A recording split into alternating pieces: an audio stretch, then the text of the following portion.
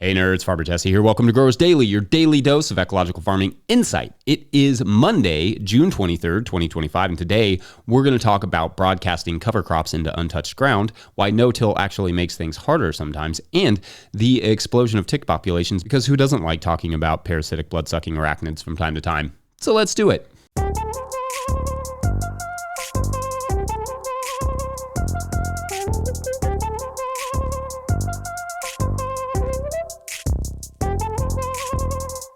All right, happy Monday to everyone. I hope you all are doing well and that you had lovely weekends. It is finally and officially summer here and hot here. The eastern U.S. is in a bit of a heat wave with heat indices expected to be around 105 Fahrenheit or 40 degrees Celsius today. And today is not even the hottest day of the week, so that is probably going to melt some veggies. We shall see. Now, this heat wave isn't unexpected. Summers are by their very nature hot, and it's been relatively cool so far this season, so not a lot to complain about there. But a week of this weather or more will definitely limit some activity in the region. So, of course, take care of yourselves this summer. We're actually going to talk more about heat tomorrow, but heat exhaustion is brutal. So be mindful, find some water to drink, but also to wade in from time to time. Went swimming with the kids this weekend. It was actually quite pleasant. I forget how much I enjoy just being in a pool. And also, it's summer, and water is awesome. Facts. Hey, I have a request or an idea, I guess.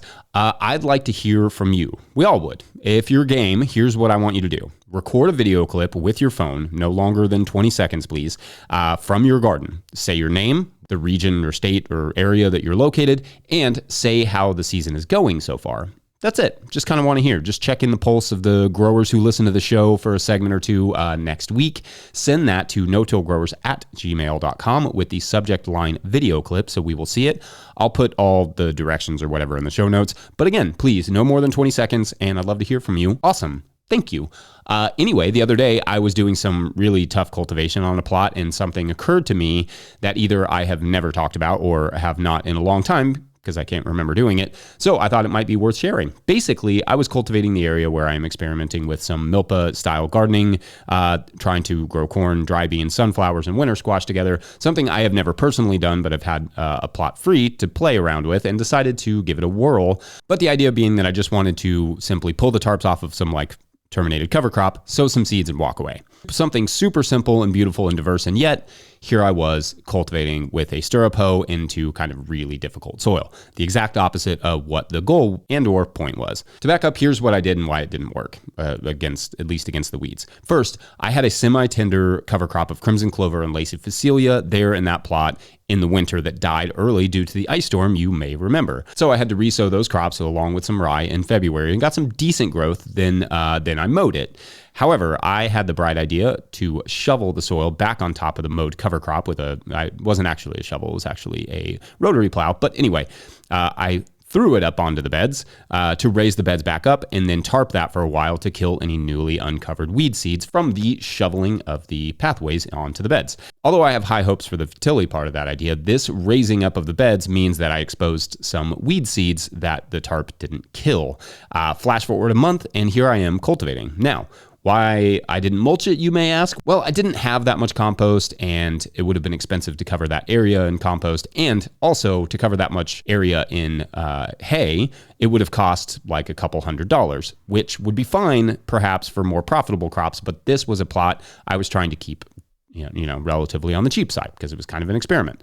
I could have also kept the tarp on longer to help with those weed seeds. I could have avoided the urge to hill the beds up a bit to avoid bringing new weed seeds into the mix. There are things I could have done better, but the crux of it is that no tillage techniques, when done right, can equate to a massive reduction in workload and management. When done wrong, however, or done sloppily or lazily like this one, they can have the opposite effect. In this case, I had a relatively large plot of not very loose soil that I now have to cultivate a few times unless I want a patch of grass and weeds underneath of the crops that I want, which nope, not really. I'm always playing around, kind of testing boundaries and trying new to me things. But I think it's really important that, especially if you're going to rely on this business for your living, you should stick to the fundamentals and simple, proven systems that fit your farm's needs. Because, like I said, no-till can be amazing for keeping the workload down, or when done wrong, can really put things out of control quickly. What would that look like in this case? Well, if I wanted to raise those beds back up, I should have done that in the fall when I planted that original cover crop that died in the ice storm. That would have taken care of some of the summer weeds that are popping up now.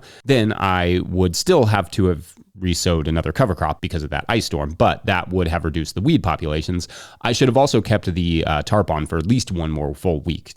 3 in this situation was just not enough. Probably needed 4, maybe even 5 weeks. And ideally, I would have had or planned for mulch for on top of the cover crop residue just to provide that moisture element and also protect from the weed seeds.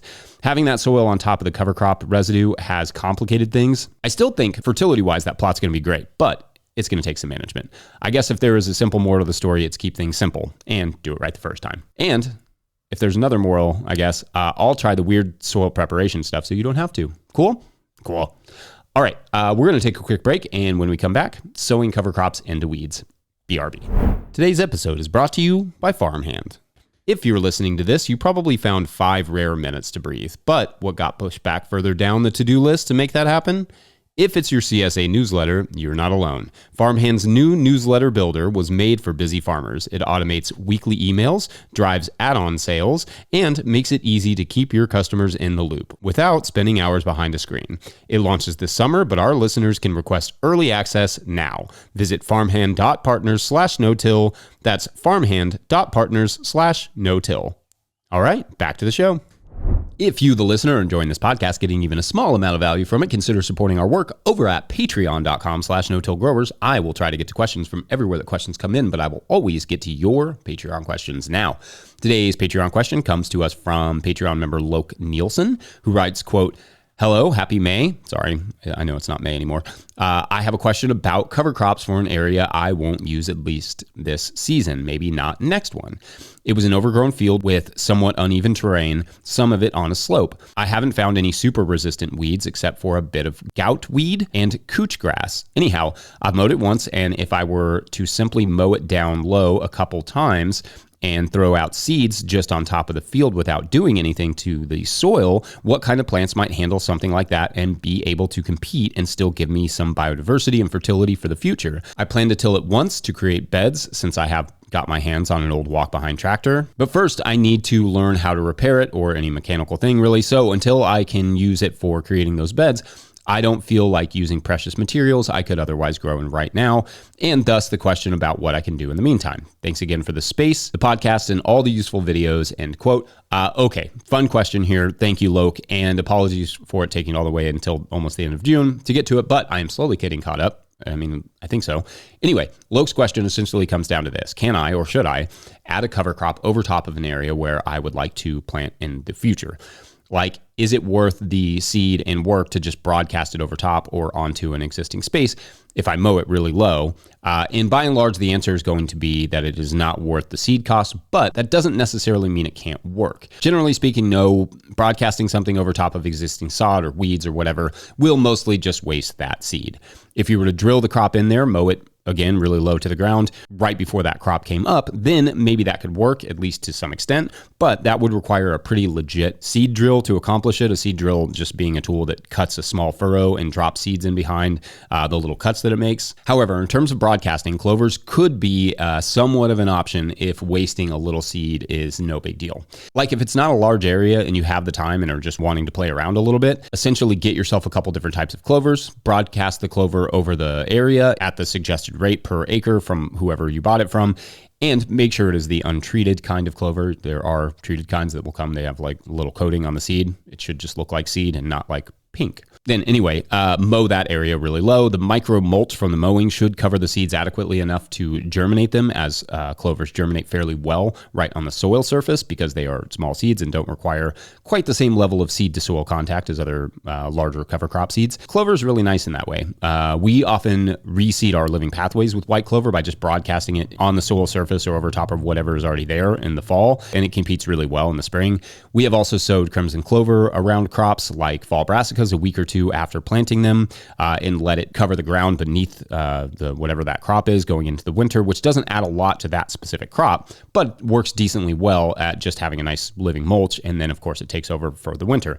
It doesn't require working into the soil necessarily. Now, if you want to get those beds in check and keep those weeds down, both of which you mentioned are rhizomatous, so mowing won't kill them right away or maybe at all, and you're not looking to use a tarp, it might be worth getting straw to cover that space just as a really thick mulch if it's not too expensive to do that for what you have. Then whenever you're ready, it's just a matter of pulling the mulch aside and planting. That mulch would have to be thick, and you may want a little bit of craft paper beneath it to additionally help block those weeds. But that is also a potential option out there. And also, you don't necessarily have to add something to like a pasture to make it healthier. Treat it like livestock treat pastures.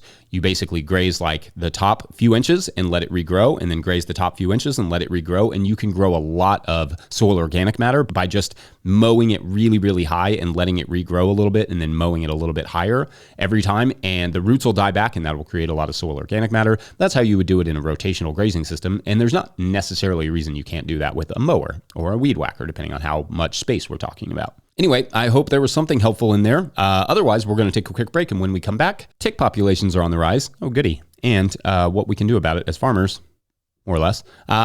Be right back. All right, I'm in the field, and I have a quick question for you. If you're watching on YouTube, you can see this, but here's a pepper plant, right? There's a bunch of peppers here. This is a pepper plant, and it's a Carmen plant. Here, at the bottom, at the base, goes up about 6 or 8 inches, and there's always a pepper that comes out where the plant splits. Now, we've always called this pepper the king pepper, and we pop them off because even if this ripens, it's not going to taste like anything. It just comes out of that like initial armpit, that upside down armpit, and it doesn't taste like anything, and we called it the king pepper, but I've never heard anyone else call it that. So my question is, have you ever heard that phrase? Let me know. And it doesn't matter if it's a bell pepper, Carmen, bullhorn, whatever. It's same thing. No peppers up here, pepper out of the split right there in the middle. And I don't know why it doesn't taste like anything, but it never tastes like anything, even if it's a very big, pretty pepper. King pepper. Today's episode is brought to you by FarmRaise.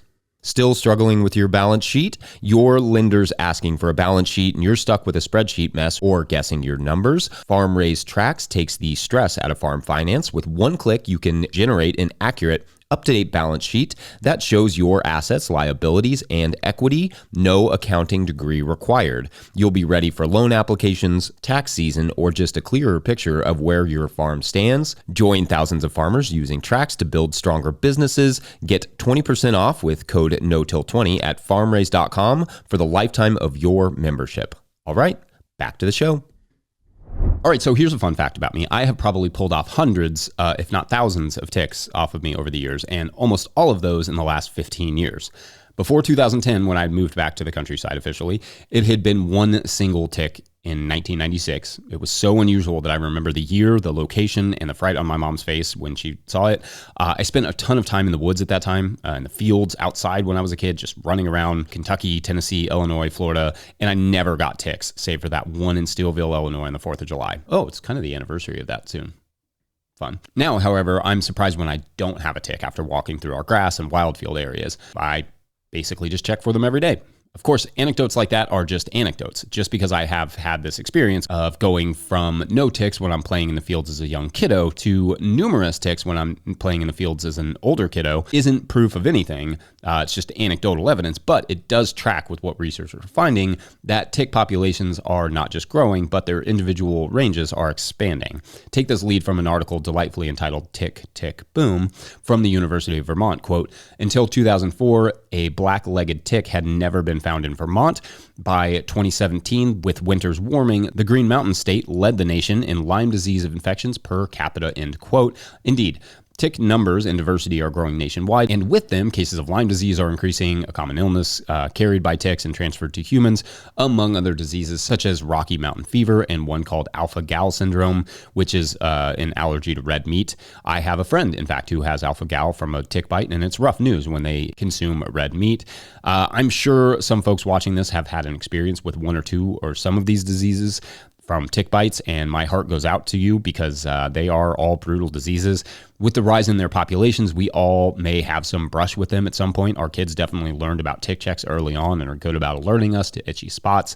There is a bit of a grace period for some of these pathogens, just it's important to know, though maybe not all of them, where if you remove a tick within a certain number of hours, you can reduce the risk. So yeah, tick checks regularly. It's important. Also, while researching this, as a side note, I learned that you shouldn't crush ticks with your fingernails, which is something we've always done because some of the pathogens that they carry are capable of entering the body through breaks in your skin that you may be unaware of. Drowning them in alcohol is the recommendation for the most part. And I mean for the tick, not for like any sorrows. Anyway, so why? Why are the ticks on the rise? Well, there are a few factors. One is just a rebound in deer species. Deer have made a comeback, and with them, ticks and diseases have spread. Though wild birds and other critters also spread ticks, so don't just go yelling at the deer. I mean, you can, though. They're giant rodents. You can yell at them all you want, but it's not only their fault. Also, another is just warming winters. Ticks are living longer and starting earlier in the season.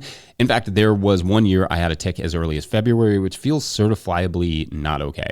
Like we have an agreement. You come in the summer, not in the winter. Anyway, lower numbers of tick-eating bird and animal species may also play a role. Now, there is no easy solution to ticks, but one part of the solution is, and stop me if you've heard this one from me before, better ecological management. As has been a nice little theme this June, our physical health is directly tied to the health of our environment, and ticks are a great example of how that works. They thrive with fewer predators, like potentially the grassland birds we lose from mowing at the wrong times, like I talked about with Becca a few weeks back. We'll link that in the show notes.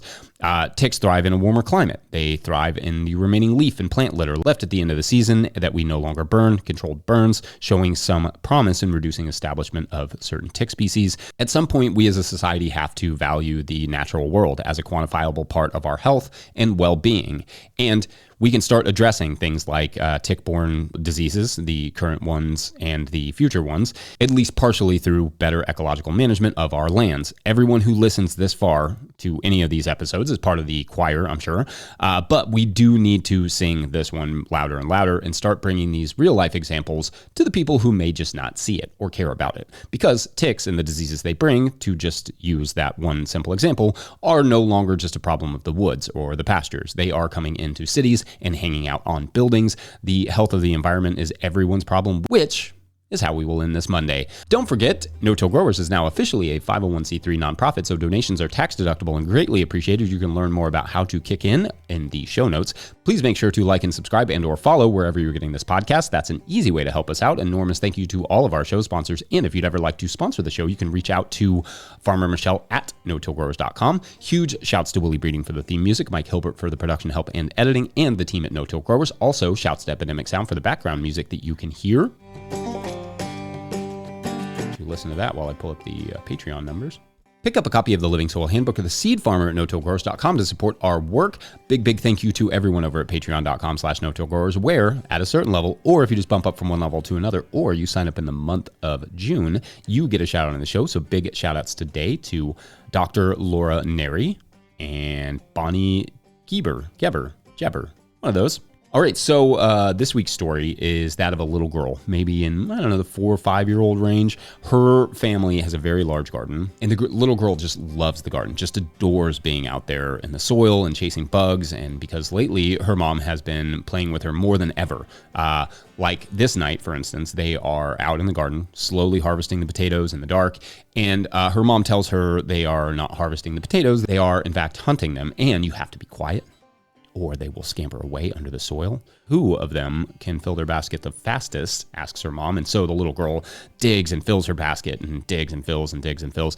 And although her mom fills several baskets in the amount of time it takes her to fill one, she takes a lot of pride in the basket of critters that she has caught. Not a single potato got away, she tells her mom. And her mom whispers quietly, "You have to stay quiet or we'll scare the peppers off for tomorrow night." So they get their baskets and they tiptoe quietly out of the garden and back to their tunnel. To be continued tomorrow, pending Patreon member signups, I suppose. Thanks for watching and or listening. We will see you then. Bye.